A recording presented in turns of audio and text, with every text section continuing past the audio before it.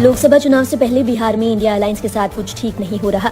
नीतीश कुमार गठबंधन से नाता तोड़कर पहले ही एनडीए का हिस्सा बन चुके हैं। वहीं एआईएमआईएम भी इंडिया अलायंस में शामिल कांग्रेस की मुश्किलें बढ़ाती दिख रही है। लोकसभा चुनाव को लेकर एआईएमआईएम के मुखिया असदुद्दीन ओवैसी ने बड़ा ऐलान किया है। ओवैसी ने कहा कि उनकी पार्टी आगामी लोकसभा चुनाव के दौरान बिहार की किशनगंज, महाराष्ट्र की औरंगाबाद और हैदराबाद लोकसभा सीट पर अपने उम्मीदवार को उतारेगी। पिछले विधानसभा चुनावों में कांग्रेस बिहार में सिर्फ एक सीट किशनगंज जीतने में कामयाब हुई थी।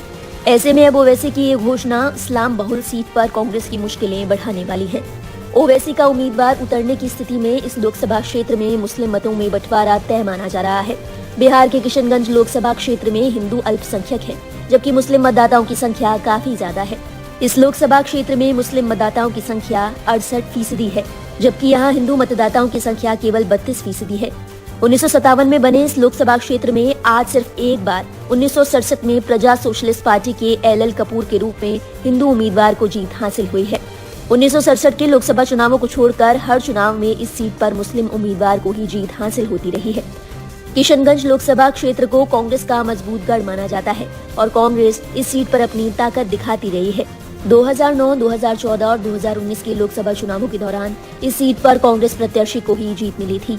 2009 और 2014 के लोकसभा चुनावों में कांग्रेस प्रत्याशी असरारुल हक कासमी को इस सीट पर जीत मिली। इसके बाद 2019 के लोकसभा चुनावों में कांग्रेस के मोहम्मद जावेद को इस जीत पर जीत मिली। 2014 में जब प्रधानमंत्री मोदी के नाम की लहर चल रही थी, तब भी ये सीट बीजेपी हार गई। और तो और इस सीट पर 2019 में बीजेपी जेडीयू ने मिलकर चुनाव लड़ा, तो भी बिहार की इस सीट को वो नहीं जीत पाए। लोकसभा चुनावों के दौरान बिहार में कांग्रेस के साथ इंडिया गठबंधन को सिर्फ यही इकलौती सीट हासिल हुई थी। अब 2024 के लोकसभा चुनावों के दौरान भी कांग्रेस इस सीट पर अपनी ताकत दिखाने की कोशिश में जुटी है। पिछले दिनों राहुल गांधी अपनी भारत जोड़ो न्याय यात्रा के साथ किशनगंज पहुंचे। राहुल गांधी की यात्रा को किशनगंज में काफी समर्थन मिला। इन सब के बावजूद ओवैसी की ये घोषणा के बाद कांग्रेस की मुश्किलें बढ़ती दिख रही है। ओवैसी की ओर से इस सीट पर मुस्लिम उम्मीदवार उतारा जाना तय माना जा रहा है। ऐसी स्थिति में मुस्लिम मतों का बंटवारा होना तय है, जिससे कांग्रेस को परेशानी हो सकती है।